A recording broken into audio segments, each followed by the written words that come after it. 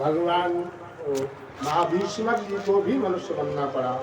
तो महाभीष्मक जी शांतन के रूप में प्रकट हुए, ये समुद्र के अंश से थे।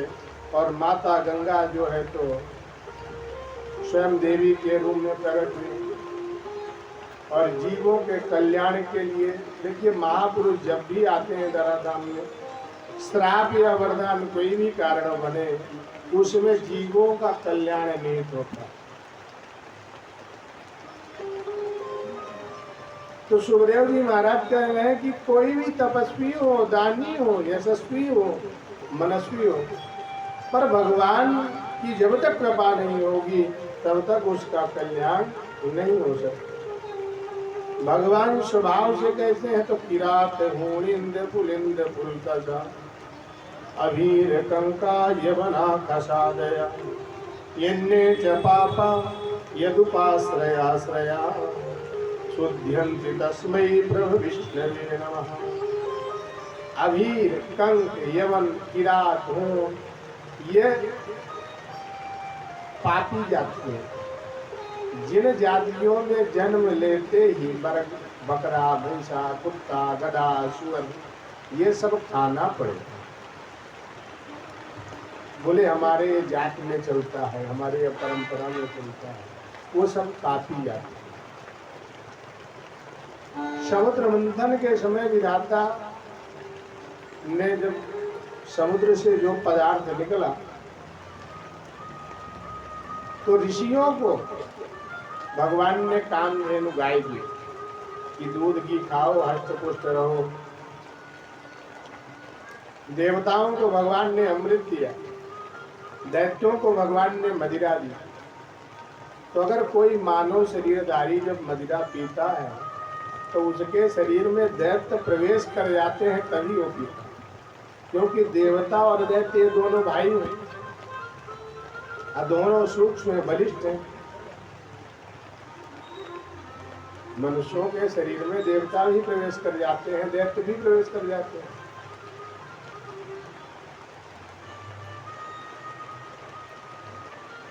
तो जो हमारा आहार नहीं है उसके विपरीत अगर हमें खाना पड़े तो वो यानी पाप कर्म को बढ़ाने की प्रक्रिया करता है। जैसे कबीर दास आदि ने कहा, रहीम खान खाना ने, कि हमें जब पता चला कि ये पाप है तब तक न जाने कितने पाप हो गए।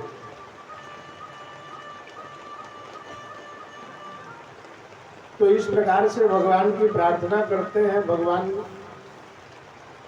की प्रार्थना करने के बाद आता है ब्रह्मा जी के बारे में कि श्रीमन नारायण के नाभि से कमल, कमल से ब्रह्मा जी प्रकट होते हैं और ब्रह्मा जी जो है उस कमल का पता लगाने के लिए जो है तो जल में प्रवेश करते हैं। कई वर्ष बीत जाते हैं पर पता नहीं चलता।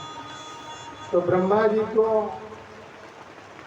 वर्ण अक्षर के 16वां और 21वां शब्द अक्षर सुनाई देते हैं। तप, यानी तप करो। तप ते सृष्टि रचई विधाता, तप बल विष्णु सकल जग प्राता, तप बल शंभु करहि संहारा, तप ते दुर्गम नहीं कछु संसार। तो ब्रह्मा जी तप करते हैं। कई 1000 वर्ष तप करने के बाद जब भगवान के उन्हें दर्शन होते हैं तो ब्रह्मा जी कहते हैं, प्रभु हमारे ऊपर कृपा बनाए रखिए। भगवान कहते हैं, पितामह जो आपकी चित्त वृत्ति मुझ में लगी है, जो आप जप तप कर रहे हो, ये मेरे कृपा का स्वरूप है। क्योंकि भगवान जब कृपा हटाते हैं तो सबसे पहले अपने से बाहर करते हैं। सृष्टि रचने का कार्य ब्रह्मा जी को देते हैं। तो ब्रह्मा जी कहते हैं कि प्रभु हम सृष्टि का विस्तार तो करें पर मुझे अहंकार न हो। भगवान चतुश्लोकी भागवत ब्रह्मा जी को बताते हैं, द्वितीय न प्रतीयत, अपनी योग माया प्रदान करते हैं और कहते हैं माया क्या करेगी। बोले जो जीव शाश्वत है, नित्य है, अविनाशी है, उसको छुपा देगी और जो शरीर नाशवान है उसको प्रकट करके कुछ समय के लिए दिखा देगी। जैसे जादूगर क्या करता है, जादू के माया से सर काट के दिखा देता है, कपड़े को कबूतर बना देता है, और जबकि वास्तविकता में वहाँ होता कुछ नहीं। तो भगवान की माया यही करती है, ब्रह्मा जी के सृष्टि में विस्तार में जो है सहयोग करती है। फिर भागवत के लक्षण बताते हैं कि भागवत जी सर्ग विसर्ग स्थान सृष्टि कैसे रची गई, उनका विस्तार कैसे हुआ, पोषण, ऊट, मनवंतर, ईशान कथा, ये भागवत के 10 लक्षण बताए गए।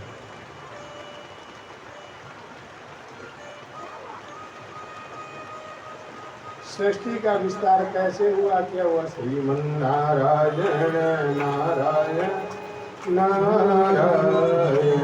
श्रीमन्नारायण नारायण नारायण,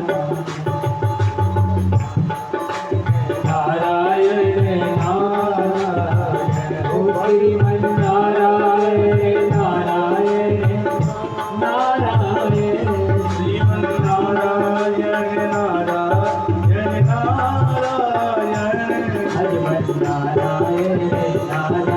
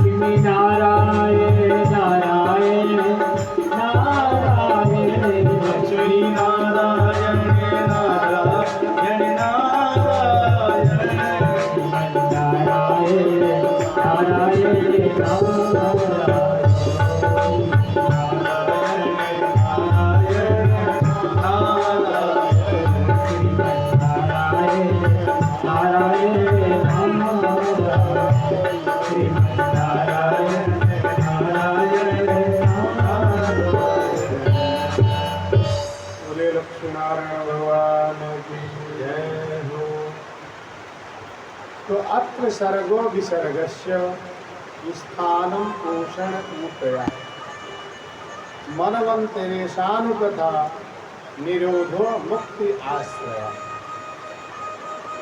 ये भागवत के 10 लक्षण। प्राय पुराणों में 5 लक्षण होते हैं, सर्ग विसर्ग। सृष्टि की रचना कैसे हुई, ईशान कथा, ईश्वर की कथा,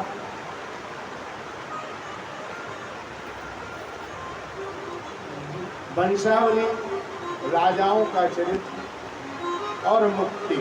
ये 5 लक्षण पुराणों के होते हैं, पर यहाँ पे 10 लक्षण है कि भगवान ने सृष्टि की रचना कैसे की, उसका पालन कैसे किया, उसको प्रतिष्ठित कैसे किया, और पोषण।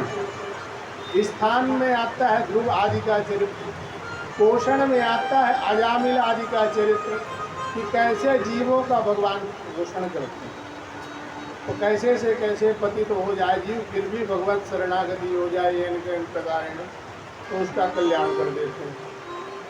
मनवंतर, भगवान का जन्म मनवंतरों में होता है। जैसे इस समय वैवस्वत मनवंतर चल रहा है, वैवस्वत नामक मनु। सत्यनारायण कथा में आता है तुंगक ध्वज महाराज दूसरे जन्म में वैवस्वत मनु होते हैं।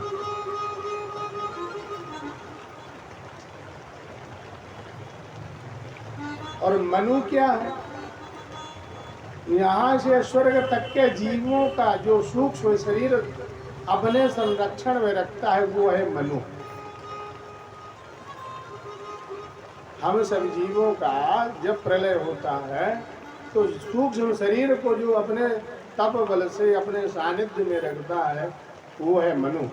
और फिर सृष्टि का विस्तार करते हैं, फिर प्रजा को व्यवस्थित करते हैं, प्रजा को यथा योग्य कार्य में लगाते हैं, सत्यव्रत नामक मनु को जो भगवान मत्स्य अवतार में उपदेश देते हैं कि जीवों को रख लेना, तो उनकी पत्नी कहती कि कागा को क्यों रखे, कागा काँव काँव करता है, कागा किसका धन रे, कोयल किसको दे, अब मीठी बाणी बोल के जगह अपनों बस कर ले। मनु जी कहते हैं परमात्मा ने सृष्टि में जिस जीव को बनाया है, जलचर थलचर नभचर नाना जाति, उसकी जरूरत है तब विधाता ने बनाया। क्योंकि विधाता कोई भी ऐसा कार्य नहीं करता जो विधि के विपरीत है।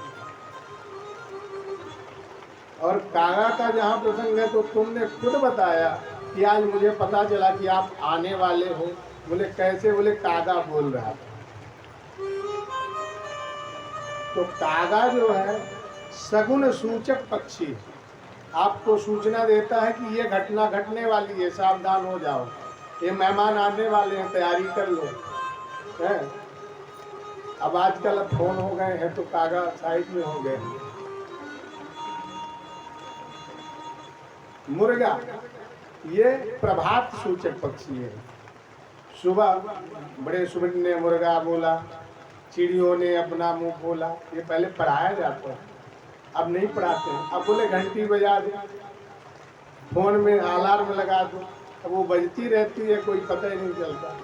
क्योंकि गौतम जी का श्राप है कि मुर्गा बोलता रहे, कोई असर नहीं पड़ता। उनको 2 बजे रात को ही जगा दिया था ना गौतम जी को, चंद्रमा ने मुर्गा का रूप धारण कर दिया। तो जो भी जीव परमात्मा ने इस सृष्टि में बनाए हैं, उनका अस्तित्व है, उनका अधिकार है, उनकी जरूरत है। तो भगवान का अवतार मनवंतरों में होता है। फिर ईशान कथा, ईश्वर की कथा गा करके जीव भवसागर से तरते हैं। मुक्ति और आश्रय, जीव को जीवन से मुक्ति अगर प्रदान करते हैं, सारूप्य सालोक्य सायुज्य आदि, तो परमात्मा ही देते हैं। और आश्रय का अगर कोई स्थान है तो शरणागति भगवान की होती है, अन्यत्र नहीं। राम जी समुद्र के पास जाते हैं और कहते हैं मुझे मार्ग दे दो,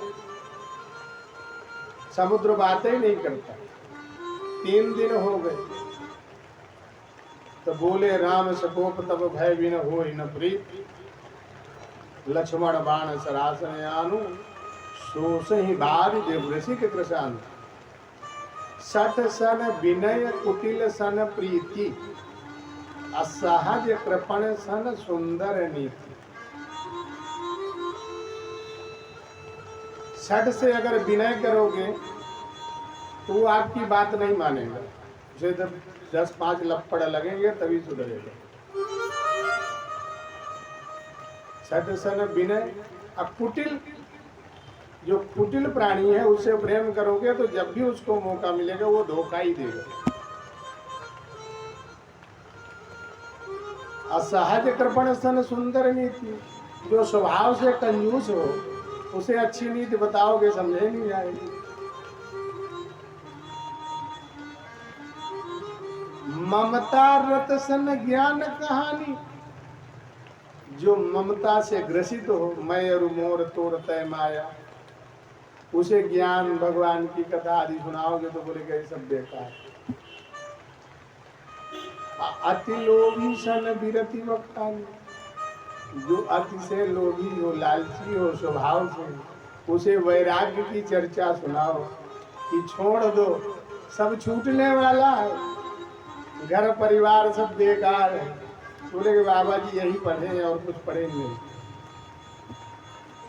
अब वास्तविकता भी यही है कि आज नहीं तो कल सब छूटने वाला है, पर जब तक रहो तो प्रेम से रहो, छोड़ने की जरूरत नहीं है। क्योंकि धन बिन होई कि धर्म, अप्रभु ही समर्पे बिनु सतकर्म। धर्म करना है तो धन की जरूरत है। अब धन के रूप अलग अलग हैं, तन धन, मन धन, गोधन, गाज धन, बाज धन, स्वर्ण धन, भूमि धन, ये सारे धन अलग अलग हैं। तो सब धनों की जिसके पास जो धन है सुरक्षित रखो, और जब धर्म की जरूरत पड़े वहाँ खर्चा करो। कैसे खर्चा करो? एक कंजूस बनिया की मक्खी गिर गई घी में, तो वो मक्खी को उठा के घी पोंछ रहा था। उसकी बहू देखी बड़े कंजूस है, कैसे काम चले। उसने एक दिन बीमारी का बहाना बनाया और कहा कि मुझे वैद्य जी ने स्वर्ण भस्म कहा है खाने को। तो बोले सोना निकालो और भस्म बना के खिला दो। उसने कुंटलन सोना का भस्म बनवा दिया। हाथ जोड़ी पैर पड़ी, बोली पिताजी आप इतना सोना भस्म बनवा दिए, उस दिन मक्खी से घी निकाल रहे थे। अरे बोले धन ऐसे संचय करो थोड़ा थोड़ा करके, और जब जरूरत पड़े तो उदार भाव से खर्च कर दो। जहाँ धर्म की जरूरत हो, जहाँ औषधि की जरूरत हो, जहाँ सेवा की जरूरत हो, वहाँ कृपणता मत करो। और जहाँ संग्रह करना हो तो जितना ज्यादा से ज्यादा संग्रह हो सके तो करते रहो। तो इन कथाओं को बताते हुए जो है तो भगवान बता रहे हैं, प्रसंग आता है विदुर जी महाराज का। सुखदेव जी महाराज कहते हैं, यदा तु राजा सुसुतान साधुन कृष्णान्य धर्मेण विनष्ट दृष्टि भ्रातुर्यविष्ट सुतान विबंधो प्रवेश लाक्षा भवने ददा। जिस समय महाराज धृतराष्ट्र अंधे हो गए थे तो बोले महाराज धृतराष्ट्र क्या अंधे जन्म से नहीं थे? बोले जन्म से अंधे तो बाहर की आंखें थी, पर जो अंतरात्मा की आंखें थी वो भी जब पुत्र मोह में अंधे हो गए तो एकदम से पुत्र मोह में अंधे होने के कारण उनकी ज्ञान रूपी जो दृष्टि थी वो भी विनष्ट हो गई। और वो अपने भाई के पुत्रों को लाक्षा भवन में जलाने का उपक्रम किया। उस समय विदुर जी महाराज उनको समझाते हैं कि दुर्योधन मूर्तिमान कली है, इसका परित्याग कर दो। शरीर में कोई घाव हो जाए, फोड़ा फुंसी आदि हो जाए तो जिस अंग में है उसको हटा देने में भलाई हो तो हटा देना चाहिए, नहीं तो धीरे धीरे शरण पकड़ ले पूरे शरीर को ही नष्ट कर दे। तो दुर्योधन आपके कुल में कलंक है, इसको हटा दो। महाराज धृतराष्ट्र तो कुछ नहीं बोलते हैं, पर दुर्योधन विदुर जी की बड़ी बेइज्जती करता है। कहता है दासी पुत्र मेरे टुकड़ों में पलने वाले मेरे पिता को मुझसे मेरे विरुद्ध भड़का रहे हैं।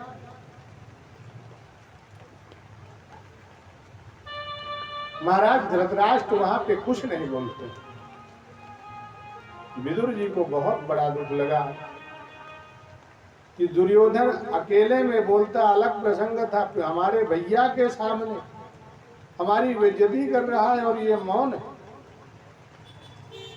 तो स्वयं धनुर्द्वार निधाय मारो।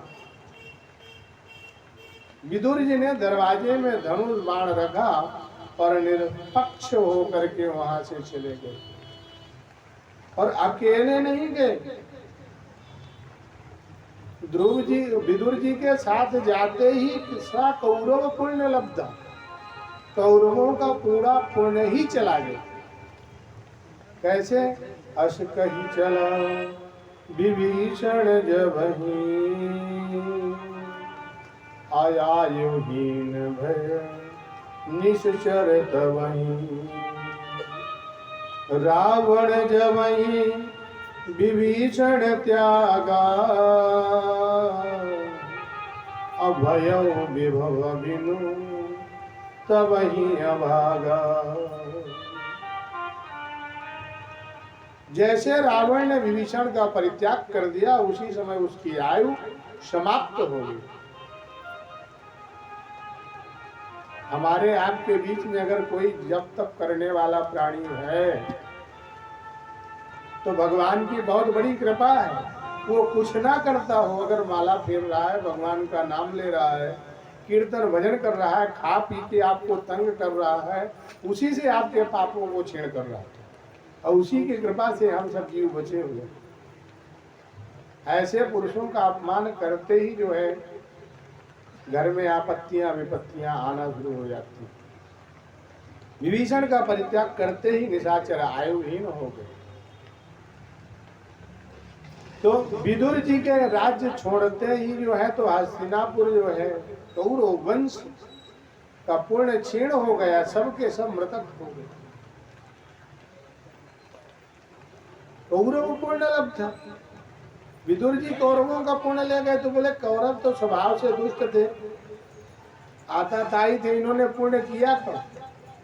तो बोले जब पांडव लोग वनवास में थे तो दुर्योधन ने 1 साल 4 महीना के लिए दुर्वासा जी की बड़ी सेवा की थी।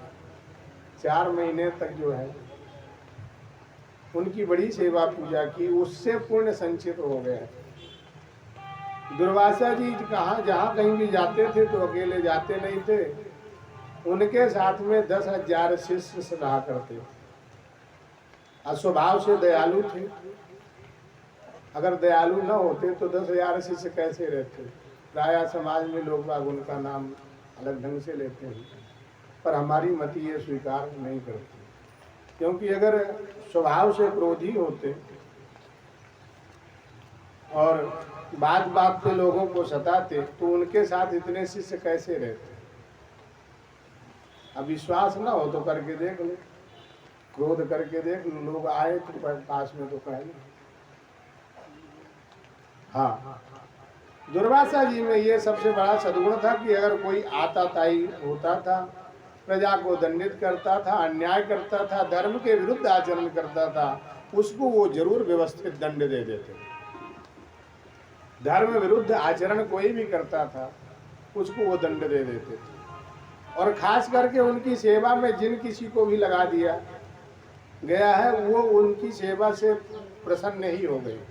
माता कुंती को कुंती भोज ने इसीलिए लगाया था कि ये क्रोधी है, पर ये नहीं जाना कि इनके ऊपर कृपा हो जाएगी।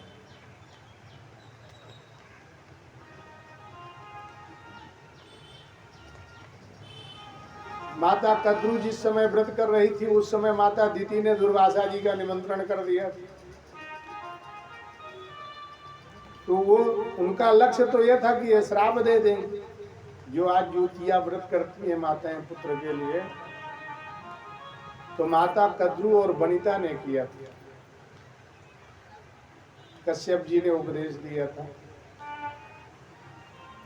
तो माता दिति, देखिए कद्रू भी और दिति भी ये दोनों बहनें, मतलब कश्यप ऋषि को दक्ष प्रजापति ने 13 कन्याएं दी थी। अब एक घर में अगर बहनें चली जाएं तो इतना सुंदर व्यवस्था बना लेती हैं कि शायद जो स्वभाव से शत्रु होंगे वो भी इस तरह न लड़ते होंगे जिस तरह वो लड़ने लगते हैं। इसीलिए फिर ये परंपरा बनाई गई कि बहनों को एक घर में एक साथ मत भेजा जाए, दूर दूर रहेंगी तो कम से कम आएंगी तो प्रेम से बातें करेंगी। तो कौरवों का पुण्य लेकर के विदुर जी वहां से प्रस्थान करते हैं और भगवान रास्ते में आकर के विदुर जी से मिलते हैं। ये सारा विधान इसलिए बनाया गया कि भगवान जानते हैं कि विदुर के रहते हस्तिनापुर में कौरवों को दंडित किया नहीं जा सकता जब तक ये रहेंगे, क्योंकि ये धर्मात्मा है और धर्मात्मा के रहते धर्मात्मा के राज्य में अनिष्ट करना धर्म विरुद्ध। तो भगवान ने दुर्योधन को माध्यम बना के विदुर जी को तीर्थ यात्रा में भेज दिया। विदुर जी बाहर चले आए, भगवान वहां जाते हैं। हस्तिनापुर में पांडवों के तरफ से मैत्री संदेश लेकर के कि हमें यहाँ कुछ जो है तो 5 गांव ही कम से कम दे दिए गए। दुर्योधन ने कहा कि 5 गांव तो क्या सुई के नोक के बराबर भी भूमि दान में नहीं देंगे।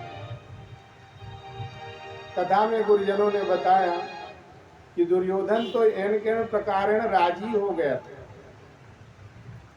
भगवान ने 5 गांव मांगे थे। अवंतिका मांगी थी, बंगाल मांगा था, जगन्नाथ और कर्नाटका, इस तरह से 4-5 गांव मांगे थे, यानी बड़े बड़े। तो अब दुर्योधन का मामा जो था तो स्याही को जंघा में रख के और लिखने लगा। और जैसे लिखा तो स्याही ढनक गई। दुर्योधन कहता है मामा पागल हूँ। अरे बोले भैया जमीन बची नहीं तो जमीन में स्याही कहाँ से रखूं? दावात जो है रखने के लिए तो कहाँ रखूं? बोले कौन क्यों? बोले 5 गांव में मतलब पूरा प्रदेश आ गया। अवंतिका में पूरा मध्य प्रदेश आ गया, बंग में पूरा बंगाल आ गया, पूरा उड़ीसा आ गया, तो अब जगह बची कहाँ? तब दुर्योधन क्रोध में आके बोला कि सुई के नोक के बराबर भी अब बिना युद्ध के नहीं थे। पर केशव आप छोड़ो, हमारी माता ने बड़ा सुंदर व्यंजन बनाया है आपके लिए, चलिए प्रसादी पाइए। भगवान वहाँ छोड़ देते हैं और विदुर के यहाँ आते हैं। विदुरे घरे पावना आज हरि जाए, विदुरे घरे पावना आज हरि जाए, विदुरे घरे पावना आज हरि जाए, घरे पावना आज हरि जाए,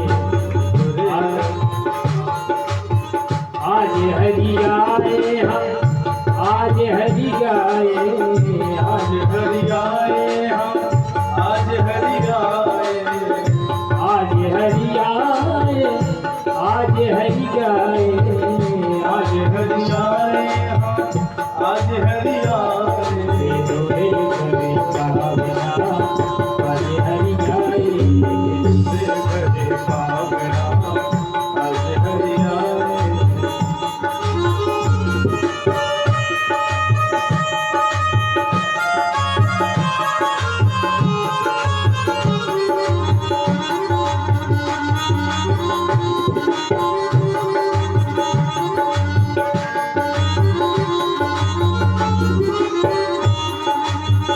विदुर नहीं घर ही विदुरानी, विदुर नहीं घर ही विदुरानी, विदुर नहीं घर ही विदुरानी, विदुर नहीं घर ही विदुरानी, आवत देख सारंग पानी, आवत देख सारंग पानी, आवत देखा सारंग पानी, आवत देख सारंग पानी, फूली है अंग अंग में समाई, फूली है अंग में समाई, विदुरे घरे पावना आज हरि आए, विदुरे घरे पावना आज हरि आए, आज हरि आए हम, आज हरि आए, आज हरि आए हम, आज हरि आए, आज हरि आए, आज हरि आए, आज हरि आए हम, आज हरि आए, विदुरे घरे पावना आज हरि आए, विदुरे घरे पावना आज हरि आए। जय हो।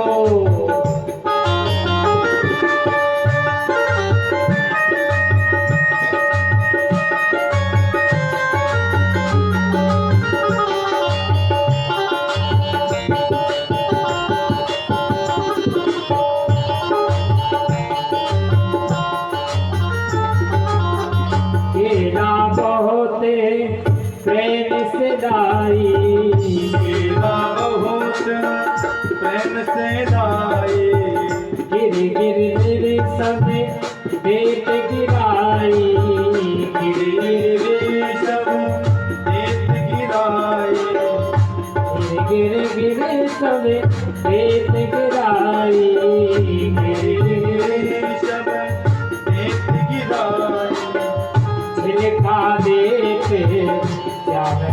मुस्काए छिलका देते श्याम मुख मारे हाथ छिलका देते श्याम मुस्काए छिलका देते श्याम मुख मारे लगे मुस्काना आज हट जाए धुरे करे भावना आज हट जाए धुरे करे भावना आज हट जाए आज हरि जाए आज हरि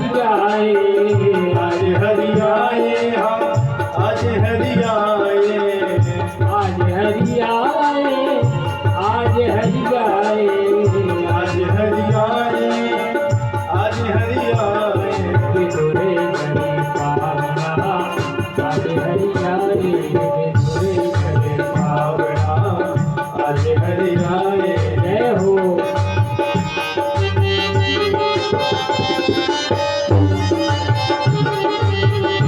बोलिए वृंदावन बिहारी लाल की जय हो।